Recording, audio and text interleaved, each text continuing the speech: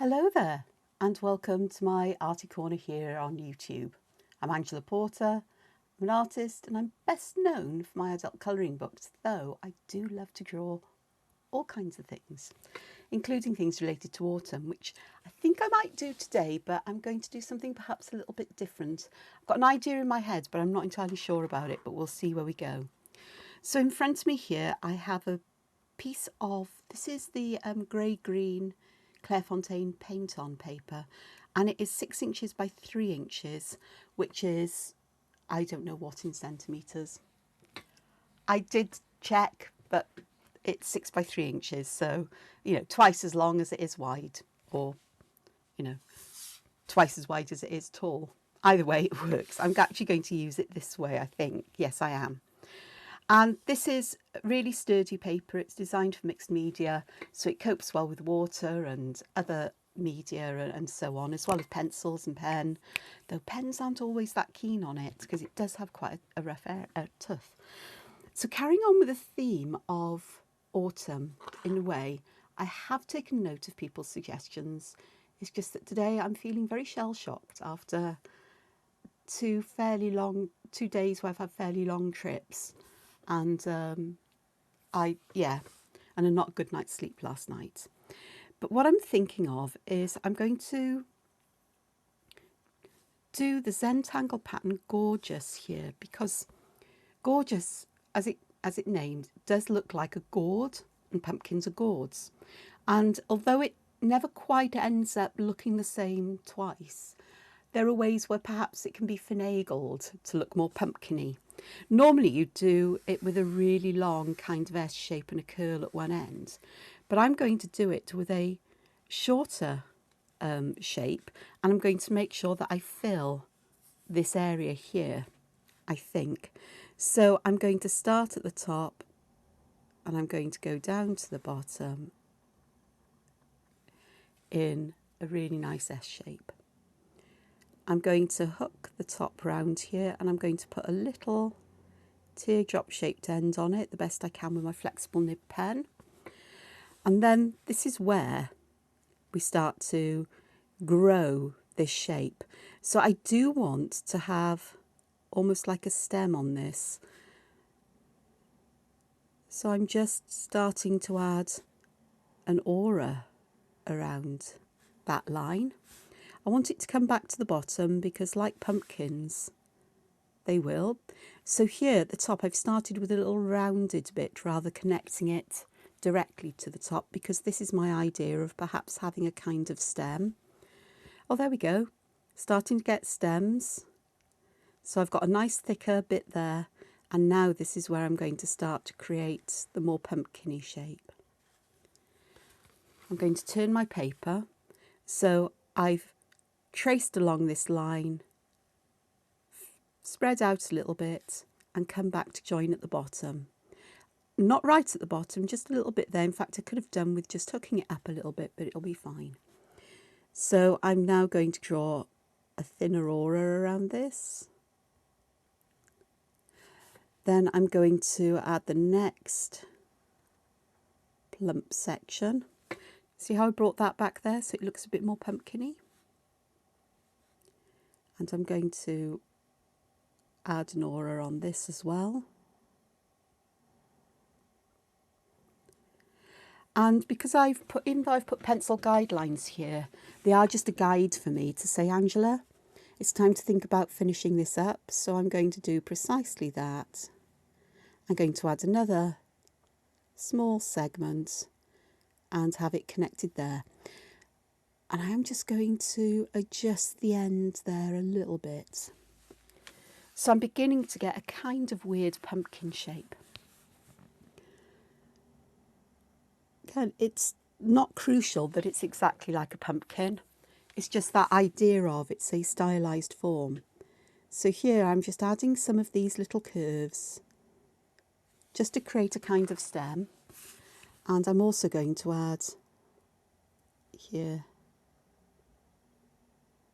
perhaps another one of those, as if we've got some interesting curly things growing out of this pumpkin perhaps. And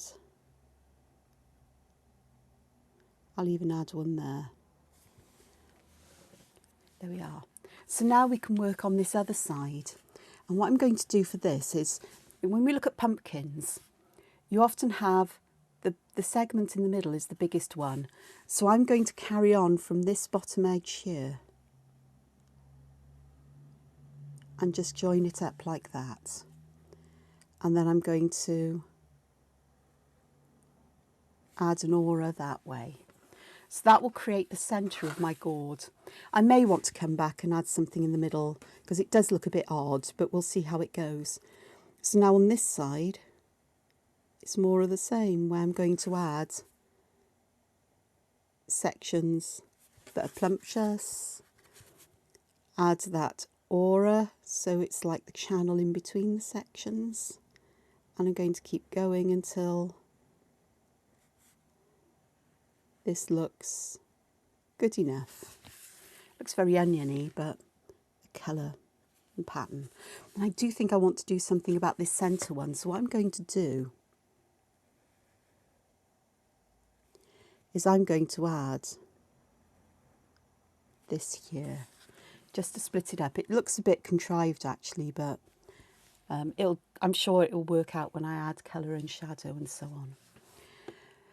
So this is gorgeous, and it's a lovely way to create these kinds of gourd shapes, pumpkin shapes, any others. And normally you just go with how your pen works and so on, but just by thinking about how tall you want the pumpkin to be and the width you want it, or the gourd to go, you can adjust the kind of shape. So I've made this one quite short, so it does look a bit more pumpkin-y. And I also think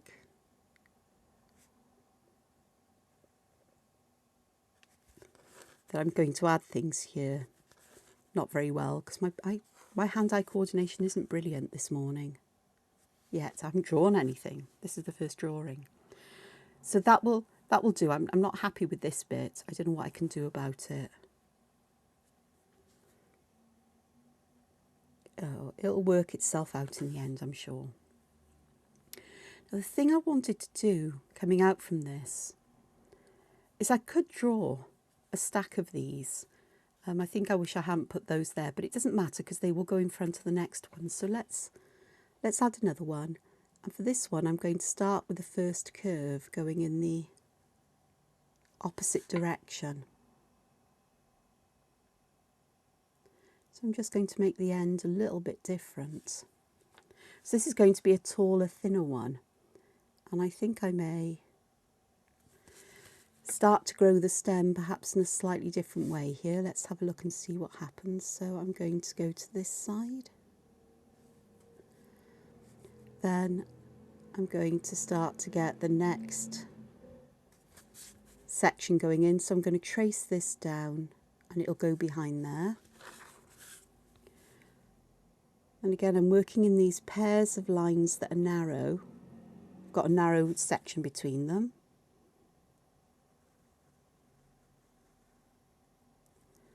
And then a wider section in between. And I'm not, in this case, I wanted to deliberately make this look more pumpkin-like, so I was overthinking what I was doing. With this one, I'm not going to overthink, I'm just going to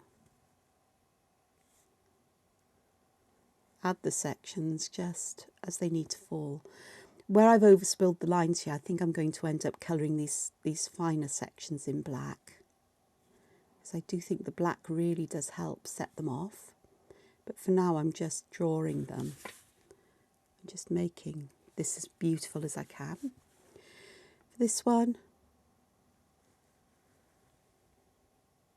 I'm just going to start quite high up to the top, but then the next section will start a little bit lower down. And then the final one is just going to be quite thin because I'm getting close to the edge of the paper. I didn't really want to go that close to the edge of the paper, but it is what it is. And that means that I perhaps can justify adding perhaps just another one here, just to round that off. So I'll go back and I'll add black to these sections. fact, let me get a different pen rather than me wreck that nib so soon after it's a brand new pen. I only got it out of its wrapping Saturday, so a couple of days ago. Didn't use it yesterday. So I'd rather like to keep it for a bit longer. Whereas this one is well and truly used on rough paper and it still works lovely. And it's also a bit broader of a nib. I hate scratching around with the microns or the Unipin pens to fill areas in with tiny nibs. And it does feel like scratching around and ruining the nib on them, which I do all too quickly anyway because of my heavy-handedness and my penchant for working on rough paper. So it's a lovely sunny morning here in the valleys of South Wales in the United Kingdom. And in Welsh we'd say mae hi'n haelog. It is sunny.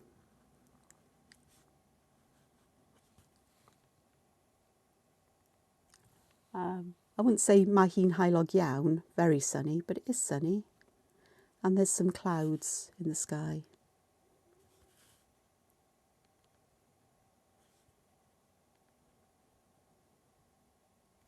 Now I am here going to lose some of the trails of these spiral bits, but that means that I may use a white gel pen or white ink, and the same here, to go over them to bring these out again at some point, which is fine. I didn't think ahead to this, did I, when I did that? I thought they'll look pretty. And of course, yeah, thinking ahead with what I'm going to do is not always my best idea, as is planning things out. These videos are me really drawing for pleasure and hopefully helping you to have the courage to draw, to let go of some preconceptions you may have grown up with about what art is and what art isn't, and about your skills and talents, and that as far as I am concerned, it's important that you are you, not trying to be a copy of somebody else, though there is benefiting in drawing along with somebody or looking at other people's work and working out how they've drawn it, because it helps you learn skills or learn observational skills and drawing skills, and to develop shapes and lines and forms and other things that you particularly like. So I'm not saying that's bad at all. It's bad if you try and pass what you've done off as your own, rather than using and accrediting somebody else's work and saying that I actually did it as a study. That's different. When I was doing A-level art many years ago, one of the things I looked at was the work of Vasily Kandinsky, who I absolutely love, and I still do. I love the abstract work, I love the colours, I love the bold black lines that he uses, the geometric shapes and the non-geometric shapes and so on in there, and the rhythm of them. And so I did a number of pieces of work that were in the style of Kandinsky, so using his work as an inspiration for how I would work, all labelled as, Kandinsky inspired by Kandinsky's work, detailed labels, everything, saying this is not Kandinsky, this is mine, but it has been inspired by Kandinsky. I regularly see that work appearing in things like my Pinterest feed, with somebody attributing my work to Kandinsky. So I have to put them correct on that. I never get a response because I don't know if they even bother to look, but it tickles me pink. And I'm very clear about it. I say, this has been inspired by Kandinsky's work. It is not Kandinsky's work. Crazy.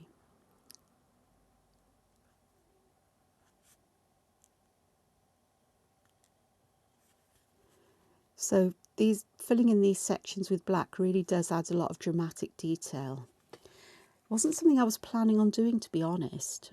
I wanted to leave some of these sections clear so I could add different colours in, but it works. And this one here isn't looking too bad now. I do think I might need to just pop. That makes more sense if I do that. I'll use the other one just to add some weight in the middle. There, that looks a bit better. It's not perfect, but it'll do. Feels a bit more natural compared to what it was. I'm just tidying up the bottom here. Not so much tidying up lines, although there is a need in places, but it's looking at the thickness of the line at the bottom and how I want to adjust that so they look okay. All right then, so I've got space up here for one more, and I think I'm going to do the S shape in this direction again, and I'm going to have it going behind this one. So I could most probably get away with drawing these with this other pen now.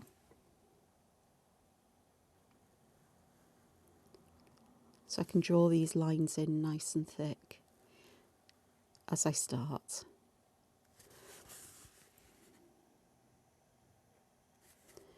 Okay.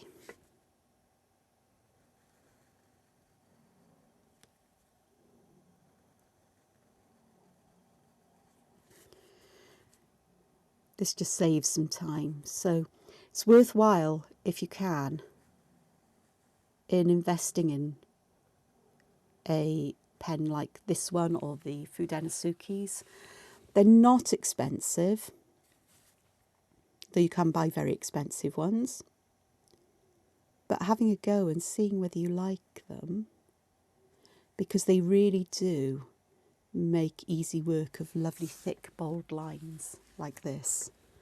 So I think I've done enough going over here, although I may actually have one that seems to come up and out here and then back up and underneath. So here I go this way, and I am going to go, I've gone through that one. That's okay, because again, I'll decide what I'm going to do with these afterwards. And I've actually gone a bit far there, so I'll just adjust the thickness of the line here, and all will be well and good.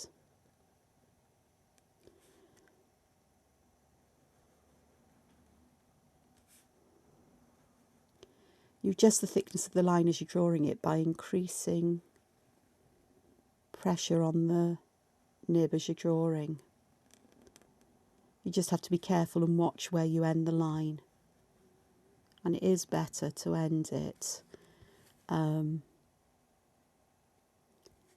a closer distance than or a little distance away, and then go back and use the pen just to make that connection.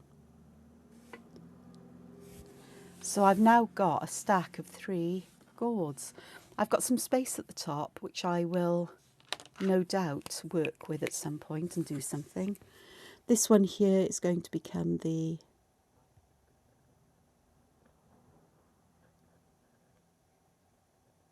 this kind of stem. And the nib on this Tombow Fudensuki is harder than the others, so it gives a finer line. Just thickening those lines so they look like they are meant to be part of it. And I'm going to do the same with these.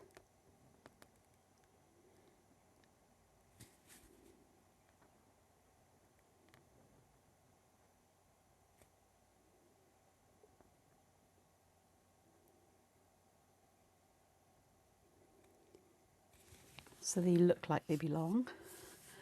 And I may actually fill this space up with some of these imaginary tendrils that don't really grow like this out of pumpkins, but we'll take some artistic license, shall we, and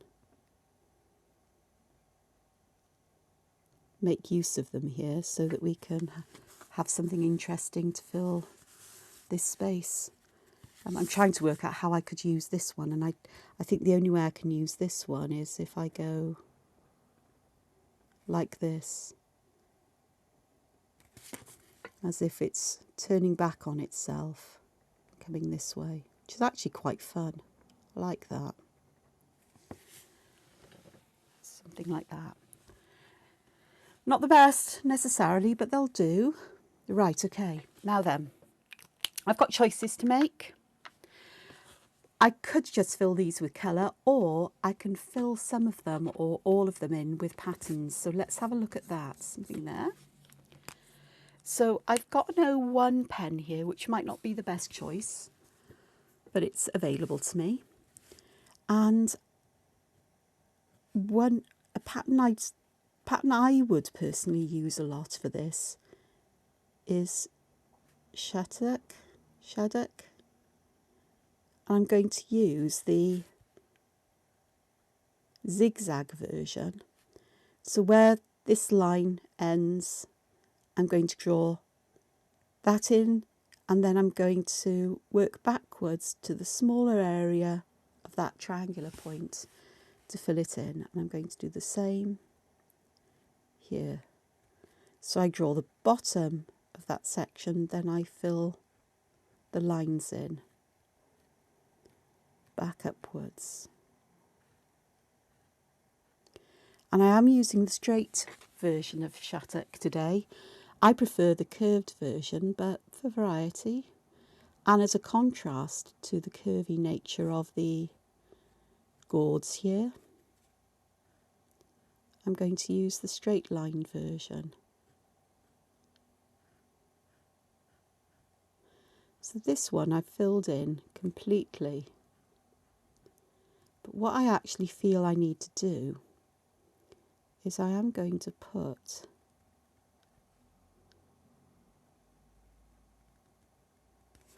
some like smaller borders around these sections here.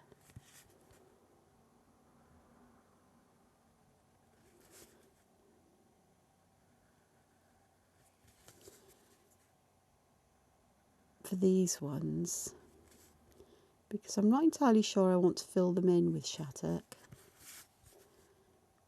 And I wish I'd done this with the Shattuck one there. But I think this will work fine later on. So I'm just going to leave that as it is, except this section here. I know it's supposed to be a pumpkin, but I cannot help but fill sections like this with seed-like shapes. I wish I'd picked a thicker pen for this. I don't like O1s particularly. Not on rough paper anyway.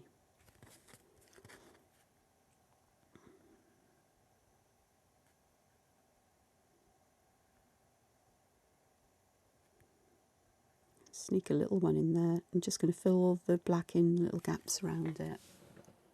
So that actually works out quite nicely.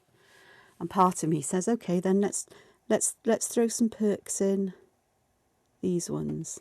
And I'm not going to add another border on the other side of these sections. I'm just going to use that line that I drew in as my kind of border here. And it will thicken as I colour it in a bit, these little sections. And then comes like that there. And we can have the start perhaps of one that's disappearing underneath. There. That's quite fun. I'll add one here.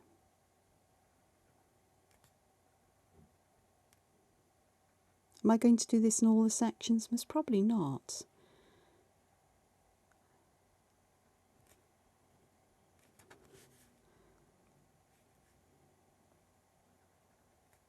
So part of me is thinking I really could do with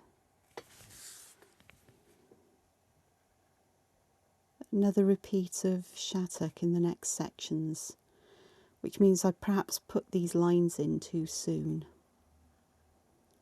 But we'll go with it and just see what happens. may work out fine, you know.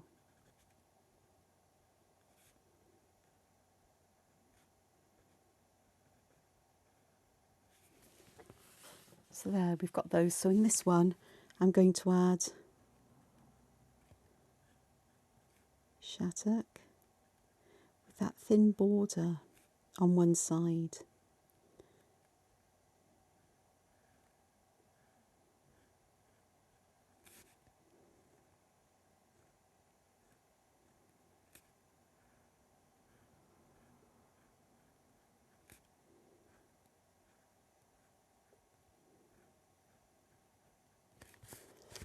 Like so.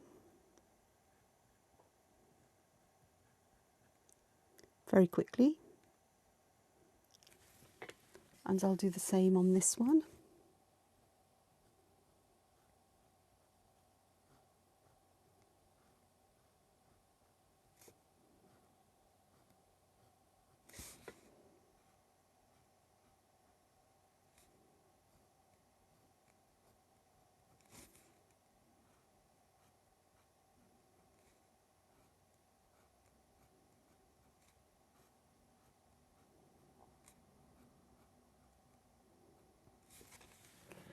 And then on the edge here, I am going to squash in some more of these seeds, or we'll call them seeds, shall we? Beads. They'll work.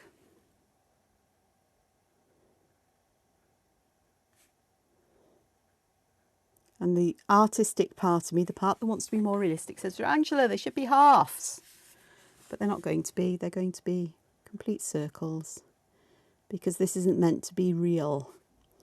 The shape may be reminiscent of pumpkins and gourds and things like that, but they're not realistic still life drawings or illustrations in any way, shape or form. That actually, that's not too bad. So I could do the same in the others, but I quite fancy doing different kinds of patterns in these. The problem is, what patterns can I do? I am going to get a thicker pen here in a moment. I've got an 04 here, the Pigma Sensei, that's got a mostly wrecked nib. Actually, it's not too bad. And I think I'm going to put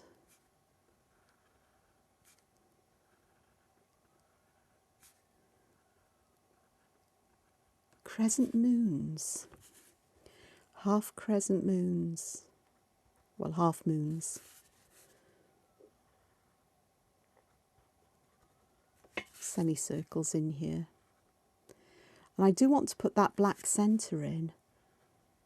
It helps with the idea that there's something tucked underneath this section almost.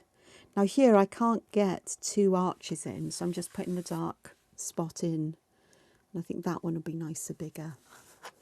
Over here I'm going to do the same thing. I'm going to draw these in. And I'm not going to pay any attention whatsoever to these curlicues, because they will need to be put in a different way with different colours later on, but I'm not worrying about them now, because they will fall in front of this and we can make that be more apparent later on. This is the dodgy one because I think I'm going to lose that little one there, which is fine. If that one goes, the other ones can remain. I'll make them afterwards. We can make them all join up or do what they need to do and all will be good.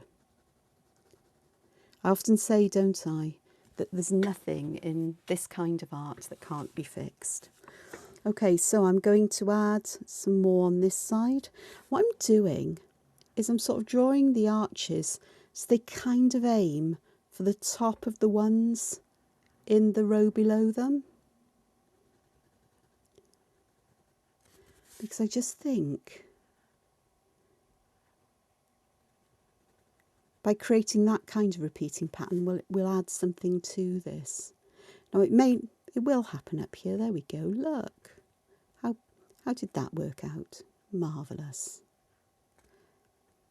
So again, where these areas are too small for a double arch or 2 extra lines inside, I'll just leave them as they are. So we've got this going on here, which is great. And again, I'm going to draw these, so they're going to be much longer and shallower here. And I'm going to try to get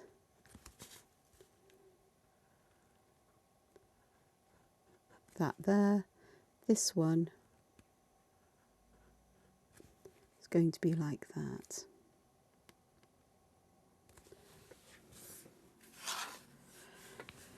And I'll do the same on this side, where I'm going to create the arches roughly going from the centre top of each one, so they connect kind of across in that kind of way, in a staggered way.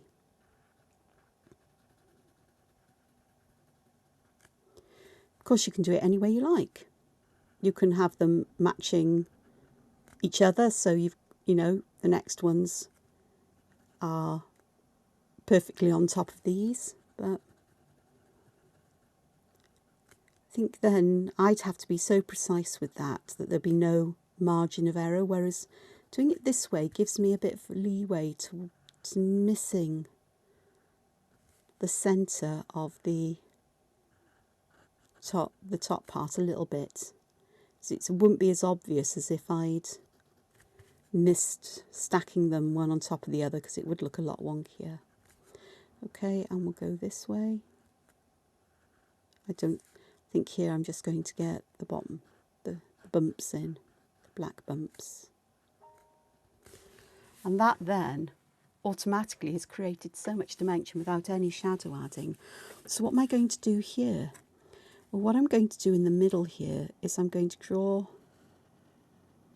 a central line in. And in fact, I'm going to take the thicker pen to do that. This is going to be interesting because I want to get these so actually they're going to go as they want to go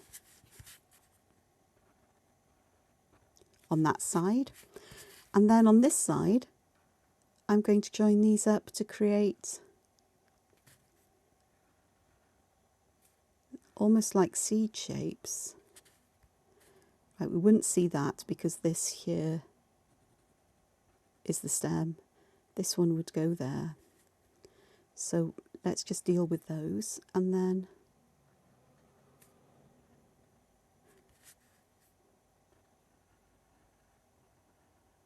I can just draw ovals in. This could be fun to actually colour them in, like black here, white there, black, and so on.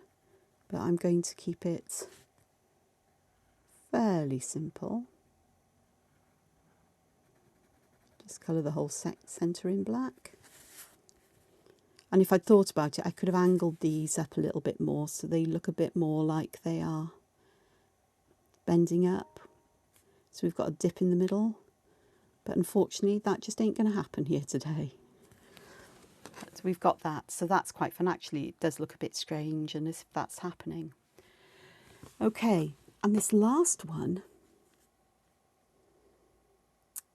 what can I do with this one?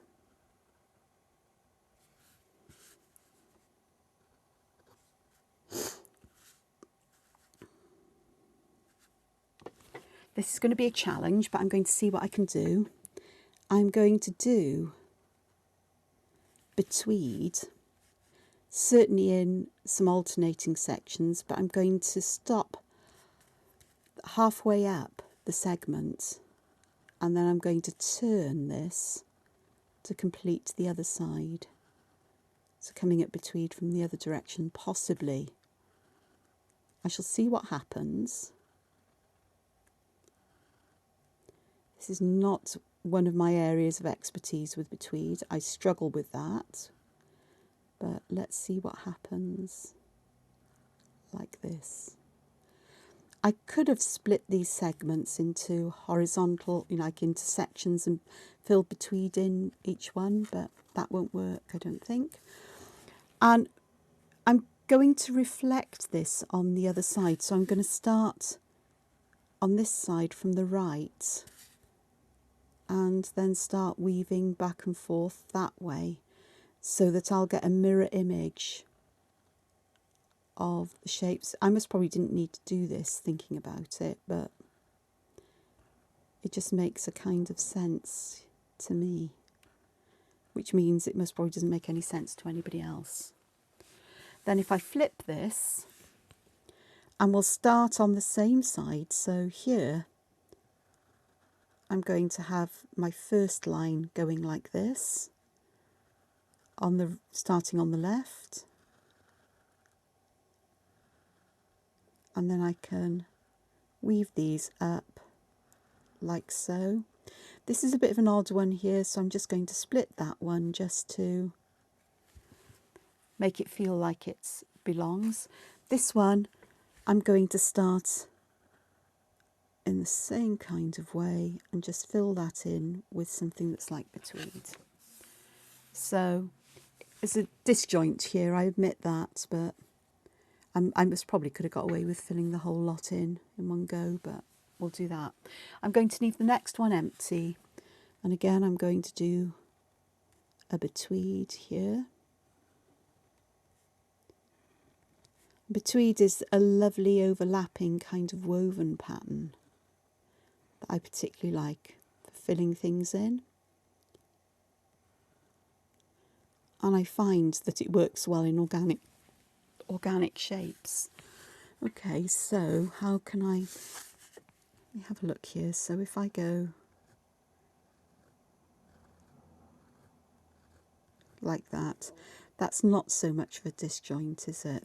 Like that. That worked nicely. And then I've got this section here, which is a bit of an odd one, and I think I think I'll fill this one in with some betweed, and it will look look weird there, but as I plan to add shadow and highlights and colour and what have you, then that will disappear, I think. Okay, so let's do this and start getting this all weaving.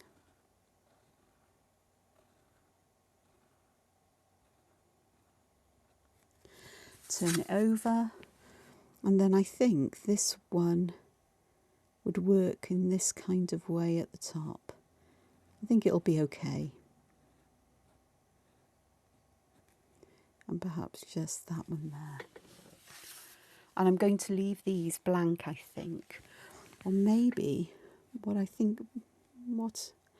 about if I put a series of ovals up here,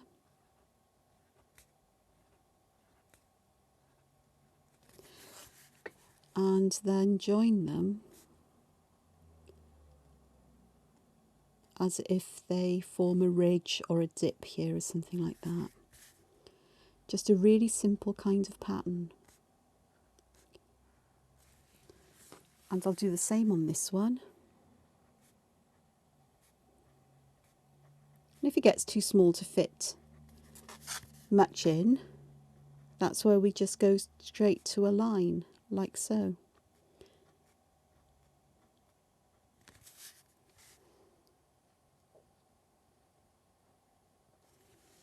And this central one, I think here, I am going to add some of these shapes as well, but I'm going to draw them much bigger.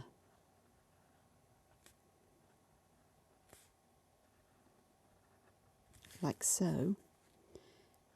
And I am going to join them with a line like that. So that is my patterns here, my shapes here.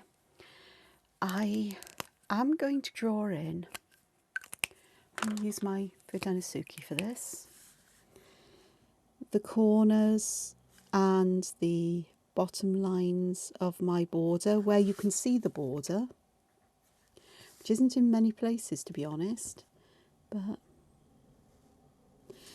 I quite like doing this because even though they've come out of this, it gives me that space in the background to add something.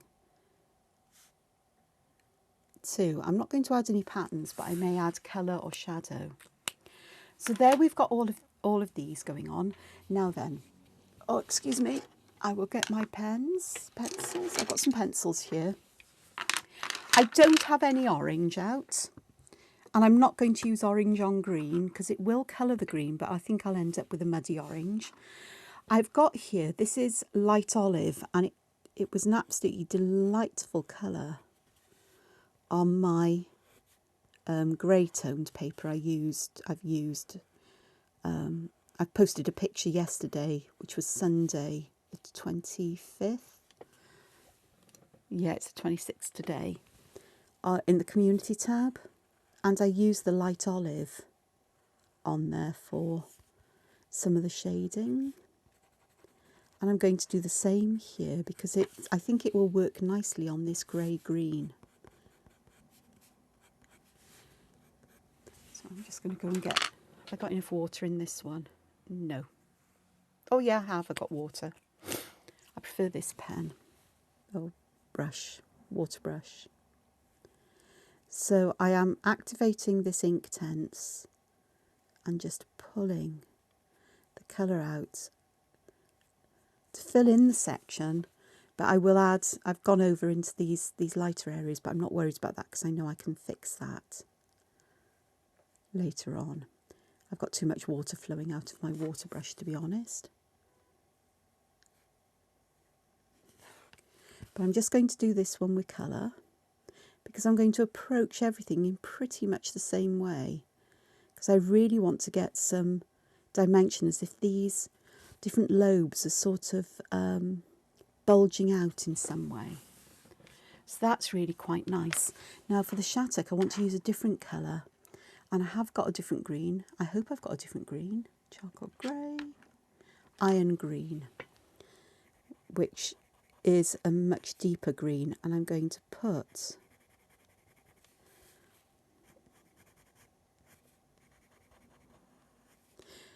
I'm putting colour down this edge and at the bottom,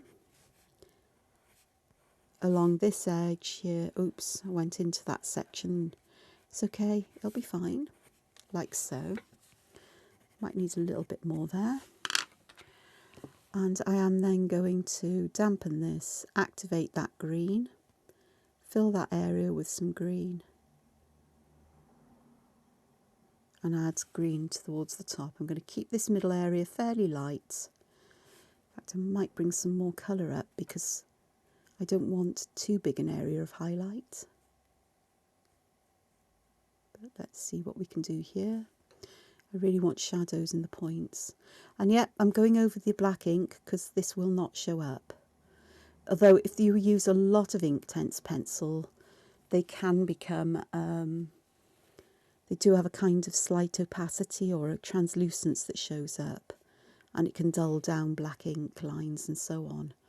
But here I'm not, I think that will add to this. It will help with the shadow and highlight in a way. So I've got that going on. Okay, I'm going to use different colours for this one, I think. No, let's use the same. I'm going to use, oh, I've got this top bit here, and I'm going to do this little top bit here in the olive. And then for the next pumpkin up, or gourd up, I'm going to use a different colour. So I'm going to use, I could use charcoal grey, which I've got out, but I've got this madder brown. So I'm going to add some brown up the central spine here, because this is where I want the shadows, and in the corners as well. So I'm adding this colour here, and then I'm going to activate it, and I'm going to gradually pull that colour out so it becomes lighter and lighter until there's hardly anything there, I hope. And I will do the same on the other side.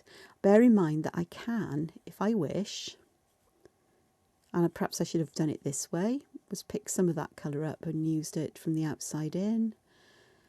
But once this has dried, I can always add more colour if I feel it needs a little bit more. which I think it will. Kind of. Let's clean my brush a bit. Back of the hand, because I forgot to pick some tissue up, or kitchen towel for this. But that's already starting to add that shadow. And the shadow, oh gosh, that's the iron green, wrong pencil. Where's the ladder brown there? So I'm going to put this all the way down there and also at the bottom. I'm going to bring it out a bit because I think I'll need a bit more of the Inktense than I had in that central one to get the real intensity there.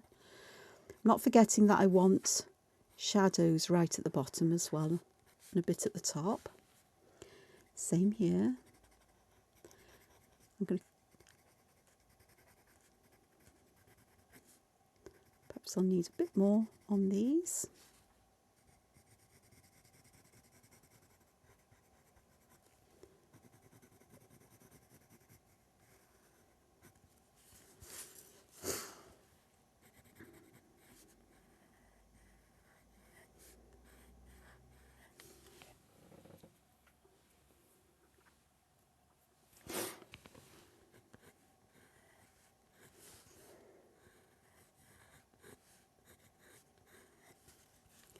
And let's have a look at doing this. Oh, I was going to do a quick video today. So the last one took hours to upload to YouTube. It doesn't like lots of long videos from a channel, it seems, and I'm doing an awful lot. So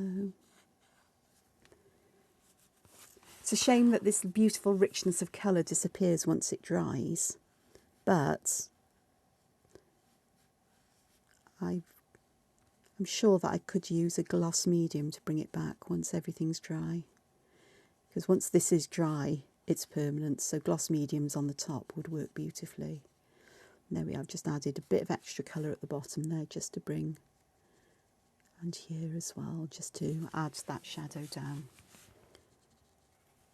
I'll quickly do this part. You can see how little colour you need to bring, to give a really intense colour here. I think this is why I get so frustrated with watercolour and water-soluble media like this, is that when they're wet, they're so beautiful and bright and vibrant, but when they dry, they never look the same. And I know you can add layers and you can work with intensely pigmented, intensely, not so much water, plenty, and plenty of colour, but I don't know. And it's not that I've been using cheap watercolours either. I've been using ones that are really highly pigmented. I think what I imagine, or what I think they should be like, is what they're like when they're wet, but when they dry, it's not the case. And I don't have the skills or the knowledge, perhaps, to work well with them. And as you can tell from this, I'm a fairly basic colourist, or rather, this is my kind of style. Fairly simple.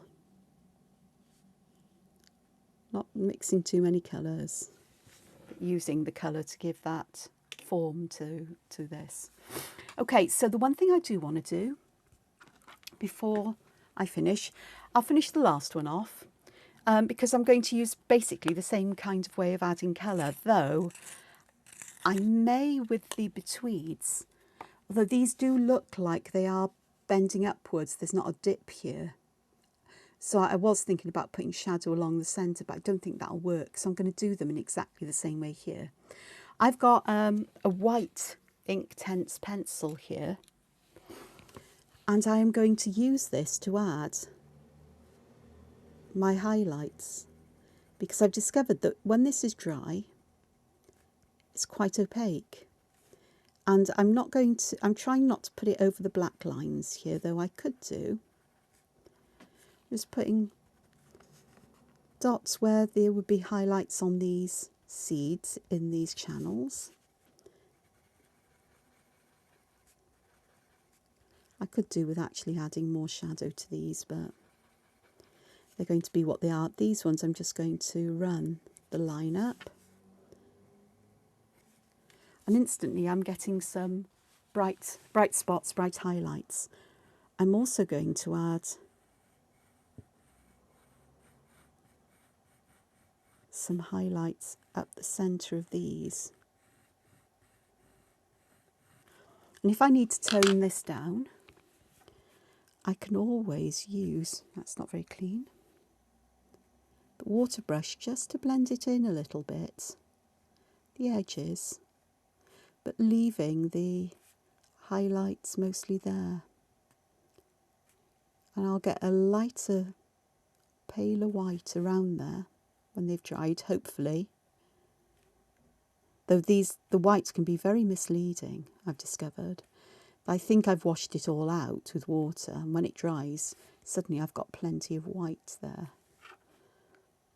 But like the others, if I take too much white away, I can always go back and add some more in. So it's never a problem. So that started to bring that one to life. And I'm going to do the same along the, just inside the outer edge, not right at the outer edge, though it might look like it here because I'm going to have to adjust that. But just in a little bit, so it looks like this might be starting to curve away again. And again, those curlicues, I'll worry about those afterwards.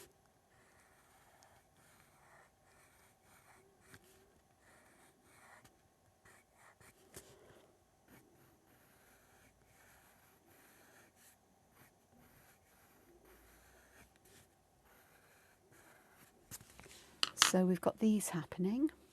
And with these, I am going to just soften around the edge a little bit, especially where I don't want the colour quite as bright or quite as bright white. So I want the brightest white towards the middle where there would be distinct highlights, but I want it softer towards the edges. So I can use my water brush just to help to blend that out a little bit. And as it dries, it should reappear and so on. So that one's quite fun. It really does look dusty and washed out on the camera, but in my actual, what I see with my eyes, it's quite different. And this one I will finish while the video's processing, uploading and so on. And I'll put pictures in the community section and so on. I'll scan it in so you get a better idea of what the colours are like. But I hope you like this. It's still on the theme of pumpkins, but this is definitely Zentangle. And the gorgeous pattern is just so wonderful. I'll remember to pop a link in the description to a step out for it. So if you prefer to follow that, you can do. That's not a problem. But I hope you've enjoyed this. I hope you've picked up some tips. And I hope you'll have fun doing some Zentangle-y gourds and pumpkins and so on. So until I see you again, take care and find time to be creative. Ta-ta for now. Bye. Hoil.